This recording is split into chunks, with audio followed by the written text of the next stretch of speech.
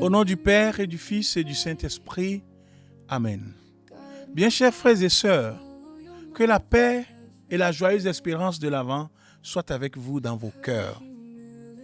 Mes sœurs et mes frères, nous allons méditer aujourd'hui sur la personne de Jean-Baptiste, un personnage dérangeant, un homme vêtu de poils de chameau, nourri de sauterelles, qui crie dans le désert.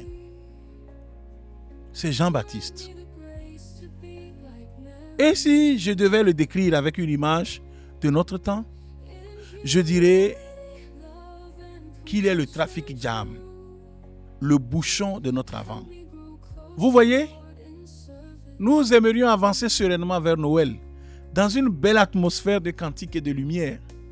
Et voilà que Jean-Baptiste se dresse sur notre route comme un prophète rugueux, avec son message qui stoppe net notre élan. Convertissez-vous. Il nous oblige à faire une pause forcée, à ralentir, à rectifier le terrain de notre vie. Il est le gêneur nécessaire, celui qui crie. Préparez le chemin du Seigneur, aplanissez sa route. Sans lui, nous risquerions d'arriver à la crèche en touriste, pressé, et non en pèlerin transformé. L'angle eudiste, hérité de Saint Jean-Eudes, rejoint pleinement ce cri. Pour nous, la conversion n'est pas d'abord une liste d'interdits. C'est un réajustement intérieur pour accueillir un roi. Jean-Baptiste ne prêche pas pour faire peur, mais pour faire de la place. Il faut qu'il croisse et que je diminue, dit-il. Notre spiritualité nous y invite sans cesse. Faire de la place dans nos cœurs pour que le roi des cœurs, Jésus, puisse y établir son règne d'amour. Il s'agit de déplacer nos égoïsmes, nos priorités désordonnées, pour que toute notre vie chante à la plus grande gloire de Dieu et au salut des âmes. Alors, comment répondre concrètement à cet appel à aplanir la route? Je vous propose quelque chose de très simple, mais qui demande un peu de courage. Prenez 10 minutes, seul devant le Seigneur, pas plus, et faites un petit examen de conscience ciblé. Ne regardez pas toute votre vie d'un coup. Choisissez un point précis.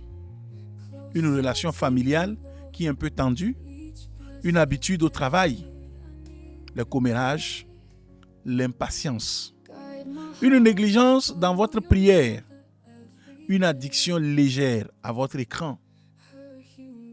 Demandez à l'Esprit Saint de vous éclairer.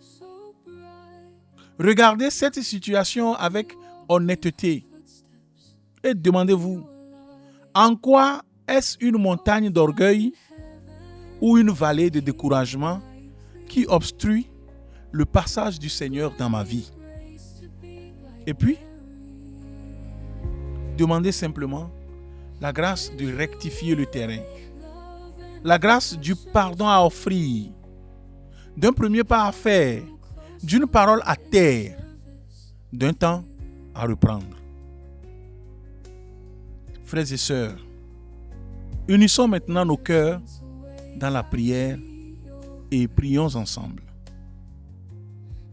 Seigneur Jésus, toi qui viens à nous dans la douceur de Noël, merci de nous donner en Jean-Baptiste un guide abrupt, mais si vrai pour te préparer les chemins. Dans le silence de ces quelques minutes que tu nous donnes, fais-nous la grâce du regard courageux et humble. Montre-nous la pierre à déplacer, la pente à rectifier. Donne-nous la force de commencer non pas par nos seules forces, mais confiant en ton cœur miséricordieux qui veut tout guérir.